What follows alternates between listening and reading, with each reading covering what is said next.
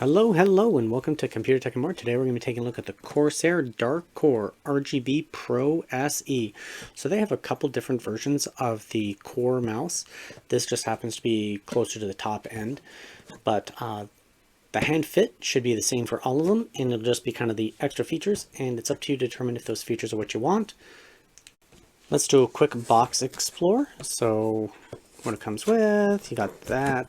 Some basic information in English. So it's got their slipstream wireless technology and Bluetooth or USB wired, native at 1800 DPI. So that is on the higher side, but some of the best sensors now can do up to 2500 DPI. Personally, I generally use my mouse at like 3000, so the fact it can go up to really that high doesn't affect me that much. Incredibly fast response time, polling rate at up to 2000 Hertz. So most wireless mice I've come across so far are at 1000 for wireless technology.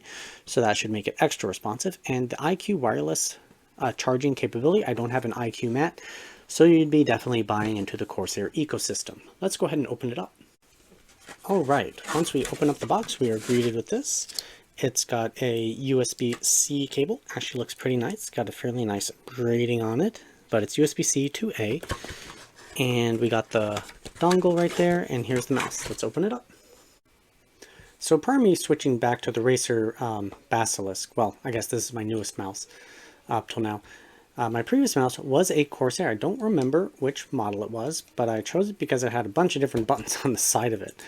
So I am fully familiar with Corsair mice, and I've liked the way they feel. It's just this one's the current one I'm using. So the Corsair here, the Core, is a larger mouse, which I kind of overall prefer. So I would probably hold it kind of like that, kind of in between a full claw grip and a fingertip grip. This is not a fingertip grip mouse, a lot like how I hold the Basilisk there from Razer. So these two buttons would be, or no, I barely would be able to reach this one. And there's that control. What's this do? I don't know, we'll see that in software. And then the two sides, they're within fairly easy reach. There's the bottom. It's got nice big pads on it, and you got your control for Bluetooth, wireless, and power. Let's do a quick listen to how the buttons sound.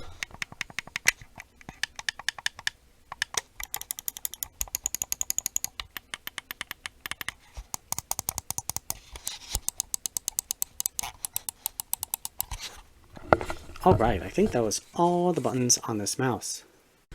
Let's do a quick comparison to the Razer.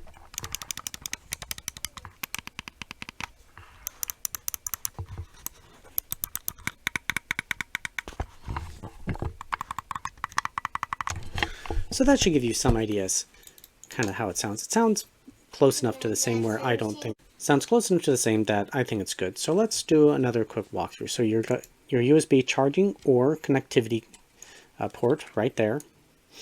That's a pretty standard location. It's got this little thumb wing on it so that you basically don't drag your thumb on the ground. I actually like this. It's one of the things that I found missing on a, what's it, the 303, I think, from, what was it, Logitech? The scroll wheel is a little bit tight for me. I would prefer one that spins a little bit more loosely. Sliding.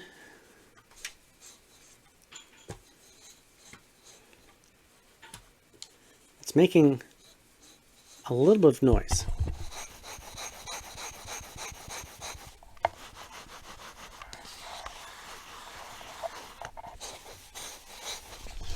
So I'm not sure what's going on with that.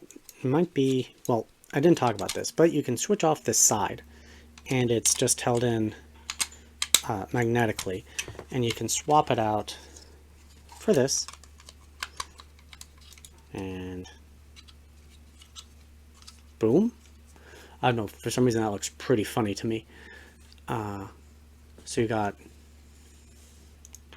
I guess, a double wing. I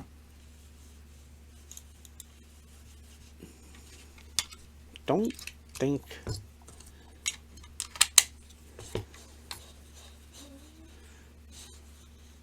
Yeah, I wouldn't use the second wing, but I think that this is dragging on the ground because now it's not making any noise. So this arm is just dragging on the ground, at least with this cloth sound. Mind, I'm sitting on the floor, so maybe on a harder surface it won't make noise. I'll comment on that when I have it set up at the desk, as opposed to my ground filming location. I guess there isn't really much more to talk about this right now until we plug it in. So let's go ahead and plug it into a computer and take a look at the software and gaming. Okay, this is my first time walking through the Dark Core setup process. So here we are in the Corsair iQ software. We have the dongle and we have the mouse. Let's go ahead and click on the mouse. And from here, we can go ahead and start setting it up. Alrighty, so I actually only just recently learned this, and this was actually doing the Dark Core mouse. So these two buttons, clicking through them, you can see that it's adjusting the DPI select. So that's a cool feature, and one I don't know how much I care about. Certainly for first-person shooters, I guess you might care about it more, but for standard everyday mouse use, I like 3000 DPI. And then, you know, you can set up your sniper mode and that kind of thing. But I personally would just want like sniper, regular. I don't need the middle step personally, I think. But it's kind of nice that it gives you the option, but it would be nice if you could also disable 3 steps and just have it be 1, 2. My personal opinion on the matter. I don't know how clear it is on screen, but just as a visual indicator, when you're selecting through the various options, oops, it does visually tell you on the mouse which option you basically have selected, if you remember 1, 2, or 3. And of course, you can select whatever DPI you would like. And then we can do our surface calibration, so we just start drawing circles. We keep going.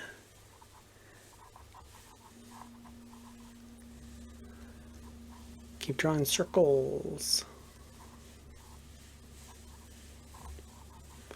Our restrictions. What if I go back this way? Let's fill in the space. All right. And now the mouse should be better calibrated to the surface that you're using it on. So if there are imperfections or dots, it should know the general area that you're mousing in. But if you're using a large mouse pad or desk pad or something like that and you're not consistently using the same spot, this is significantly less useful, but it's still a cool feature to have. Now in device settings, so it has a wired and wireless polling rates. So I just switched it back over to wireless mode, and wired, it can do up to a polling rate of 2000 Hertz, which is good, but there are lots of ones that can do a lot faster now. But realistically, most people aren't going to notice anything like 1000 and higher. So I'd say most like average gaming mice are at a polling rate of 1000, and I'm talking wireless. And this one can do 2000, which is 0.5 milliseconds. So that is flipping crazy. Well, the software just basically reset itself as it adjusted its polling rate. By default, it set it to 1000. We're going to set it to 2000 because, hey, why not? What else do we have in here? Sleep after however many minutes. You can turn that on or off. I do recommend leaving it on so that you don't need to manually just flip the switch on the bottom of your mouse when you walk away from your computer or something like that. The mouse will put itself to sleep. It does have a power saving mode. Power saving mode disables and power saving mode. I want to switch lighting controls on off. Okay. So that'll basically just allow you to save battery life for kind of when you need it for whatever. So I would actually turn that on personally, but we're going to leave it off for now. Angle snapping, enhanced pointer position, pointer speed, onboard memory. That's a good thing to have because it'll allow the mouse to save its settings. So when you switch over from one computer to the other, you don't need to reinstall iQ. It'll just remember, the mouse will remember, which I love on keyboards and I love on mice. Also in the settings is a check for updates for the firmware, so that some things may change to improve reliability, hopefully, for the sensor or any of that kind of stuff. Let's continue our, so we got hardware lighting and we got lighting effects. Hardware lighting does appear to be more or less the same as lighting effects, where it has some of the same but not all the same stuff. To change the lighting, you just go ahead, click in here, click on whichever one you like. I prefer solids.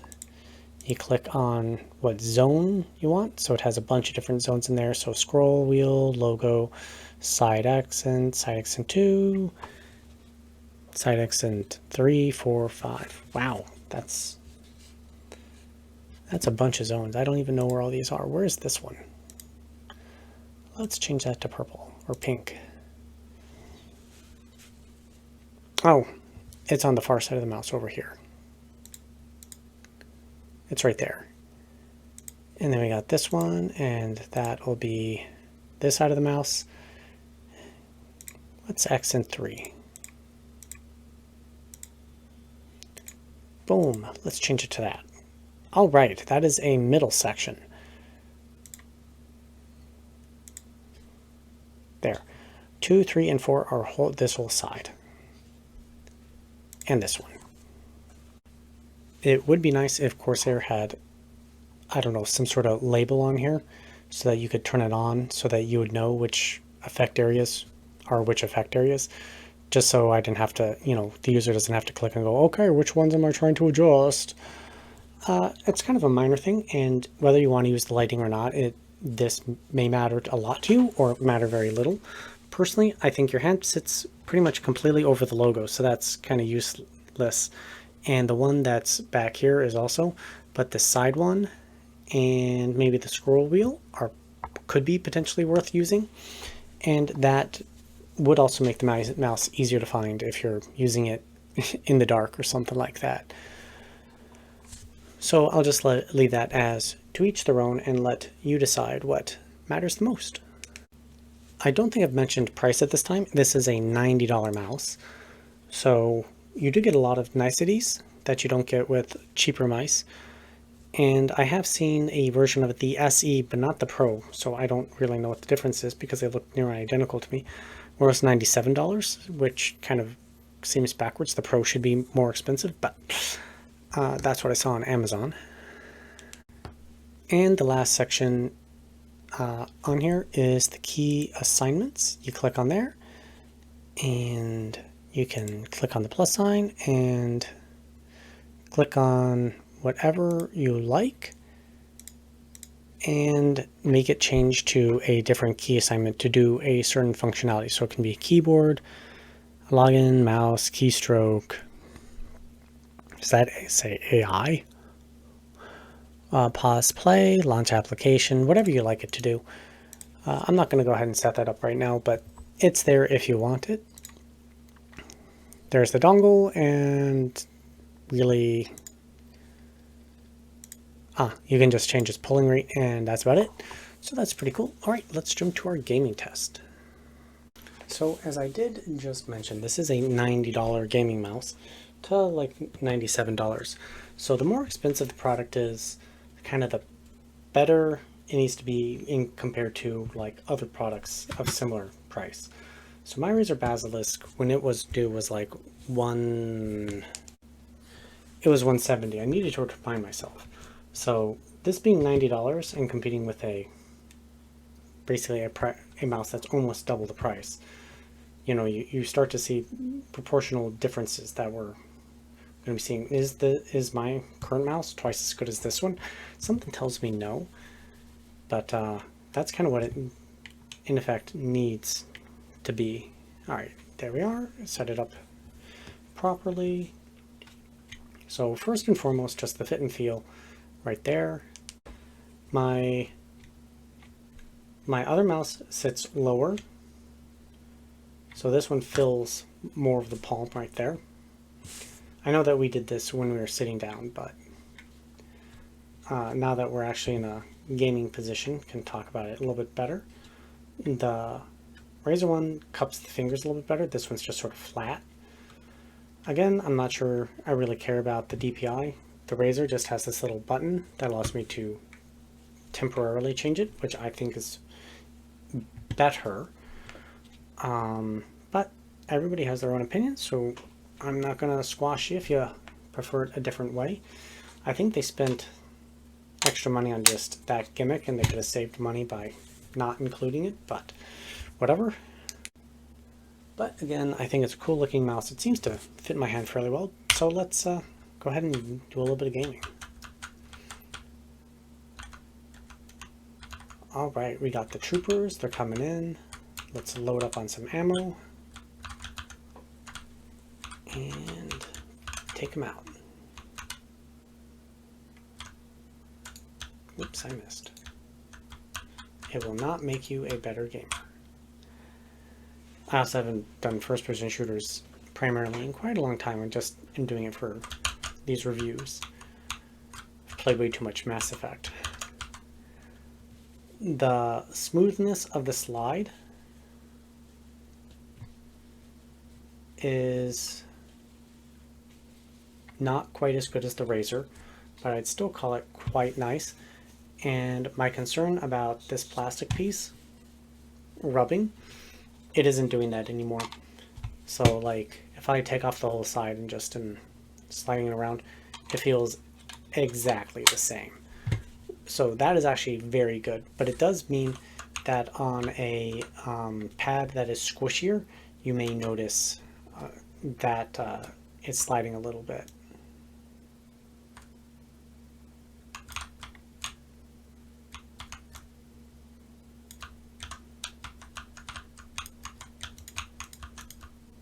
Oops, I'm going to blow myself up.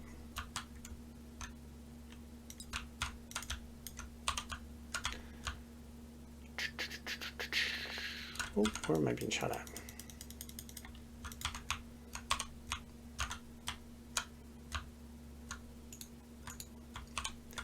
Boom, shotgun. All right, so that feels pretty good so far. Let's just continue running around because don't really care about completionist completing the level. I just care about giving you my thoughts about the mouse. So the general fit and feel in terms of using it, it feels big in the hand as opposed to my other one. So this, I feel, does lend itself to being more of a claw grip simply because its shape fills the palm. If you are smaller palmed, I think you may find this slightly less comfortable, but you'll have to let me know if you actually own this mouse or have kind of a longer finger, smaller palm compared to me. Oops, it saw me.